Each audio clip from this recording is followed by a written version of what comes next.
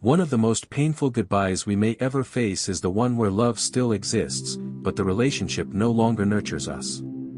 It's the goodbye that comes when we realize that, despite how deeply we feel, building something healthy and lasting with someone is simply not possible. Staying often means waiting for changes that may never come. It means enduring the heartache of repeated disappointments, tolerating actions that chip away at our spirit, and accepting crumbs of effort that leave us starving for more. Over time, we lose pieces of ourselves in the process, trapped in an environment that no longer feels like love but survival. Walking away is never easy. It's a decision that cuts deep, leaving an ache in places we didn't know existed. But it's also a profound act of self-love. It's the first step on the path to rediscovering who we are, reclaiming our worth, and honoring the love we owe to ourselves. Sometimes, you leave not because you stopped loving the other person, but because you finally started loving yourself enough to let go. You leave because you recognize that love without respect, without effort, without reciprocity, is not the kind of love you deserve. And so, you find the courage to walk away not out of anger, but out of self-respect. You leave the table when respect is no longer being served, knowing that your healing and happiness are worth the pain of goodbye. To anyone facing this kind of goodbye, be gentle with yourself. It's okay to grieve what could have been. But know this: choosing yourself is never the wrong choice. You are worthy of a love that feels like home, and one day, you'll find it. But first, let yourself be your own home. People are too quick to adopt the structure that somebody else created to ease life's uncertainty. But it's not entirely your fault. You didn't know any better as a child. You had to survive. You had to learn from your parents who probably had a rigid and narrow worldview. You had to go to school. You didn't know how to filter the information that formed the web of beliefs in your mind. The only potential you were aware of is the one that everyone else did. Get the job. Get the house. Get the spouse. Pay the bills. Stay on autopilot and pray that one day you can retire and finally be happy. This is the safe and secure route that shaped the routine of habits you have right now. The solution to a boring, repetitive, and robotic life is to change the direction of your life. You need a routine. And if you think you don't, you may not realize that you already have one, even if your routine is not having a routine or going with the flow. Routines are the programs your mind operates on to achieve a specific goal. The habits that form your current routine are creating your future in real time. So if you want to stop building the dreams of others and start building your own, you need to launch into the unknown. Start with a vision for your future. Get clear on what you want out of life. If you don't know what that is, get clear on what you don't want out of life. It's much easier to know what you don't want through reflection, observation, and experience. From there, a rough image starts to form of what you do want. Start with what you know and refine it with experience as you discover new potentials for your life. Then, reverse engineer that vision into clear goals. Understand that goals are for clarity and direction. Their sole purpose is to help you make better decisions. Don't become a slave to them. Now, experiment with new routines. Write them out. Try deep work blocks, long walks, exercise, or extended periods of spontaneity and rest. Yes, those fall within a routine. Then, do it, and when you notice problems, improve the routine, let your goals evolve, and repeat the process. That's all there is to it. Your standards reflect your self-esteem. Sometimes the moment you raise your standards, you realize you've been asking for the bare minimum. You start to see how much you've tolerated, excused, accepted out of fear of being alone, fear of being too much, fear of seeming unreasonable. Your standards are not a punishment. They will only be presented that way by people who see being with themselves as a punitive experience. When you start moving differently, setting boundaries, and requiring more, the pushback is inevitable. People who benefited from your silence will label you difficult. Those who relied on your lack of discernment will suddenly demand empathy. But aggressive verbiage is never an indicator of applied knowledge. Most people who throw empathy around only do so when someone stops enabling the very behaviors that show they lack it. This is why you have to know the history of how you move before you allow someone to convince you otherwise. If you've been the one who always gives, always forgives and always bends, then understand that the discomfort you feel when you stop is not a sign that you're being unreasonable but a sign that you're finally choosing yourself. Standards require discipline, discernment and dependability. Discipline to uphold them when it's inconvenient. Discernment to recognize when someone is testing them. Dependability to ensure that you don't just set them for others but that you embody them yourself. Your standards are not an act of selfishness. They are an act of self-respect. And when you honor them, the right people, those who value what you value, will honor them too. One of the most painful goodbyes we may ever face is the one where love still exists, but the relationship no longer nurtures us. It's the goodbye that comes when we realize that, despite how deeply we feel, building something healthy and lasting with someone is simply not possible. Staying often means waiting for changes that may never come. It means enduring the heartache of repeated disappointments, tolerating actions that chip away at our spirit, and accepting crumbs of effort that leave us starving for more. Over time, we lose pieces of ourselves in the process, trapped in an environment that no longer feels like love but survival. Walking away is never easy. It's a decision that cuts deep, leaving an ache in places we didn't know existed. But it's also a profound act of self-love. It's the first step on the path to rediscovering who we are, reclaiming our worth, and honoring the love we owe to ourselves.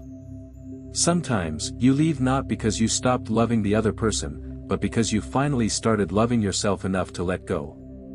You leave because you recognize that love without respect, without effort, without reciprocity, is not the kind of love you deserve. And so, you find the courage to walk away not out of anger, but out of self-respect. You leave the table when respect is no longer being served, knowing that your healing and happiness are worth the pain of goodbye. To anyone facing this kind of goodbye, be gentle with yourself. It's okay to grieve what could have been. But know this, choosing yourself is never the wrong choice. You are worthy of a love that feels like home, and one day, you'll find it. But first, let yourself be your own home. I've never been the type to take things lightly. Not people, not love, not connection. There's something in me, maybe too much of something, that refuses to be halfway about anything that matters. I've tried to be more relaxed, to stay on the surface, to pretend I can float above it all like others seem to. But I always end up sinking. Not drowning, but going deeper than I meant to. Because I don't know how to care a little. I only know how to care with everything I have. I was not built for temporary. I don't fit into the kind of love that comes and goes, that texts when it's convenient, that disappears when it's hard. I don't want half presence or half effort. I want the kind of love that shakes you to your bones, the kind that hurts because it's so full. The kind that stays up late and shows up early. The kind that looks you in the eyes and means it. It's hard to explain to people who don't live this way. They call it intense. They say it's too much. But to me, it's not too much, it's the only way I know how to be real. I give all of me, because I don't see the point in giving less. I don't want love like a casual conversation, I want love like a vow whispered into the night. I want someone who sees how deep I go and says, I'll go there too. And sure, it makes things harder. I get hurt more. I lose more. But I also feel more. And I think that's worth it. I think it means I'm alive in a way that some people never dare to be. Sometimes, you need to become so disgusted with yourself, your life, or your situation that you can't help but change. People tolerate things for too long and dig themselves into an inescapable hole of problems and responsibilities. As Malcolm X said, if you don't hate it, you will eventually tolerate it. The job you didn't care about in the first place that takes up 8 to 9 hours a day, leaving you a tired, purchase-happy consumer who tries to fill the inner void with material instead of behavior change. The relationship that's grown repetitive. The one where you brush one problem under the rug that silently splinters into 10 more that lead to an ambient anxiety that you can't shut off. Nobody else is going to do it for you. Most people don't care if you change. In fact, most of the time, they'll do whatever it takes to see that you stay the same. They don't see you as you. They see you as the image they've created in their heads of who you are. And when you decide it's time for a change, that threatens a part of their identity. Like a mother who still has the image of you, a 30-year-old, as a young child who needs help. There's a big difference between being hard on yourself and being so easy on yourself that it becomes the hardest thing in the world. You're allowed to hate things. You're allowed to become so disgusted at what you've become that you have no option but to slingshot in the other direction. Peace, love, and light is a delusion for those who don't understand that those things can't exist without their opposite. Most people try to focus on the positive, which helps, but isn't as powerful as focusing on the negative. Avoiding fear is one of the most potent motivators in doing something great with your life. You are psychologically wired to survive. But it can turn on you fast. You need a negative future to work away from and a clear, positive future to work towards. Focus 20% on the experiences you never want to live through again. You have my permission to hate them. Focus 80% on the potential you want to fulfill in your life to prevent yourself from drowning in hate. Be harder on yourself, but in a positive direction. When a man doesn't want to change, he won't. No matter how much you love him. No matter how many times you hold space for him, explain your needs, or pour into him hoping he'll eventually rise to meet you where you are.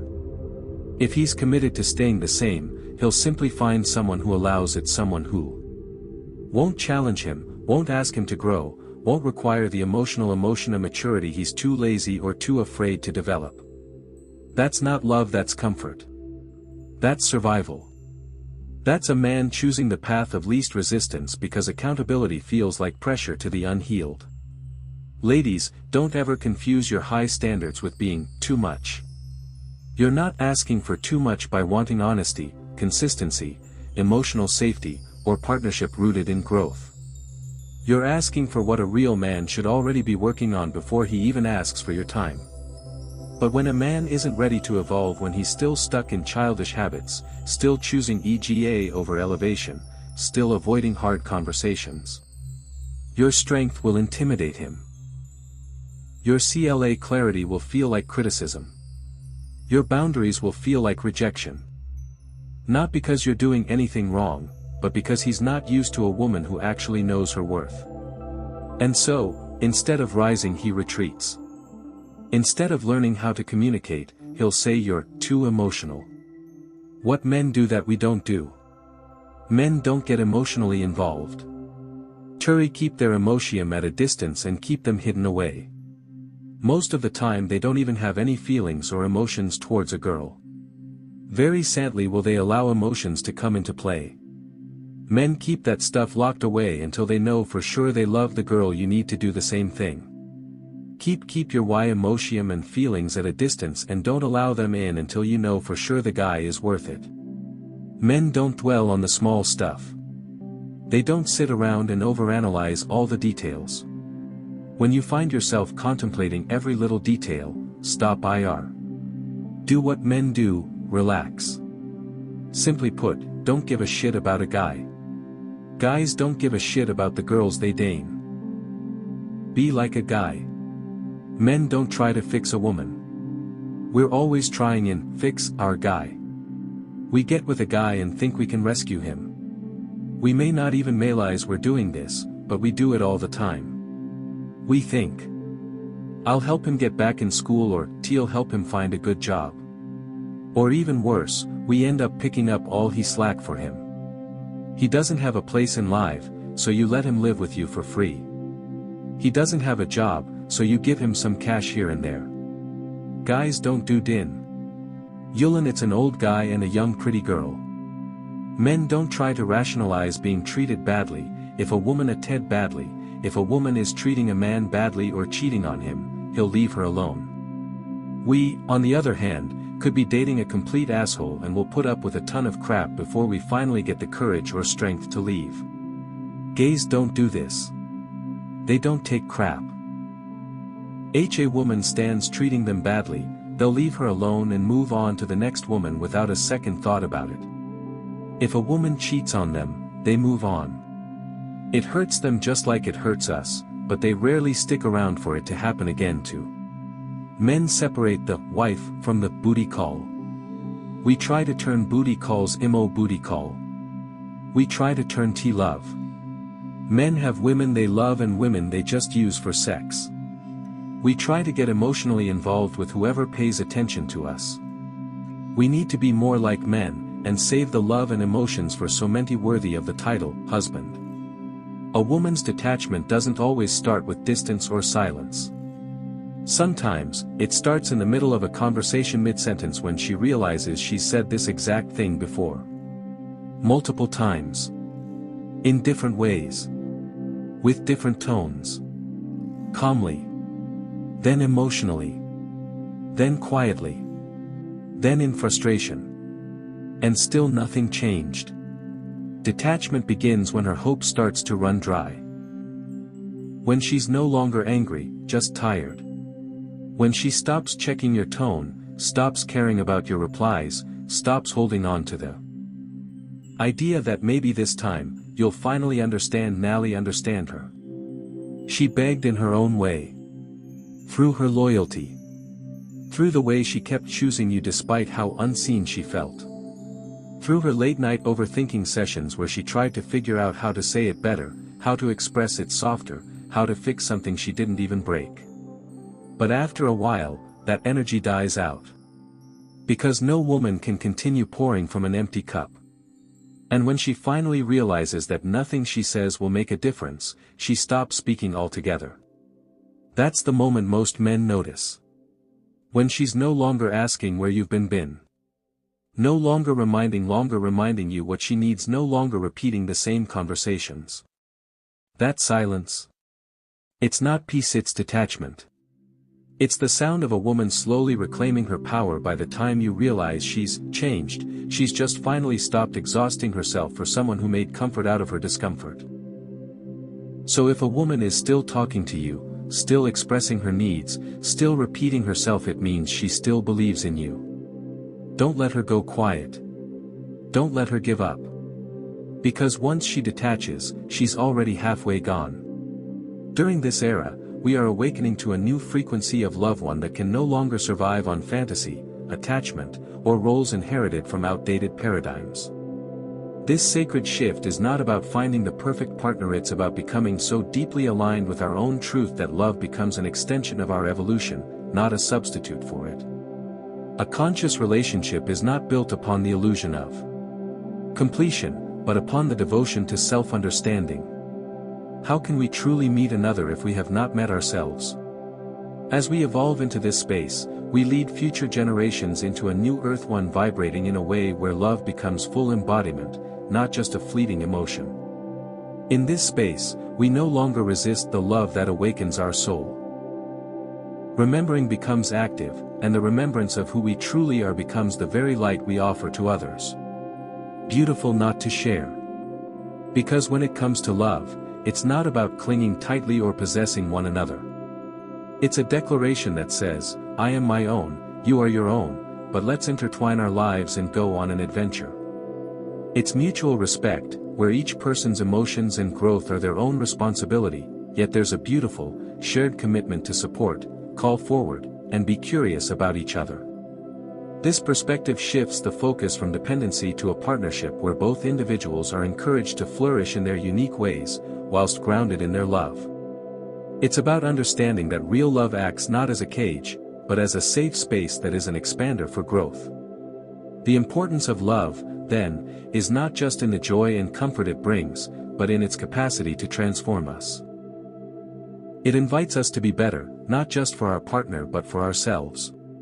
You see, there are parts of us we cannot transcend outside of loving partnership. Love becomes a mirror reflecting all parts of us, not just the parts we choose to show but even the corners we're learning to embrace. It's building a connection that's rooted in authenticity, where the journey together is as much about individual discovery as it is about mutual exploration. The importance of love, in this light, transcends mere companionship. It becomes a dynamic force that propels us. You're a smart person. Your greatest enemy will always might be really good at thinking of new ideas, but this comes with the downside of being really good alive. It doesn't thinking of excuses. Your mind's job keep you push beyond your comfort.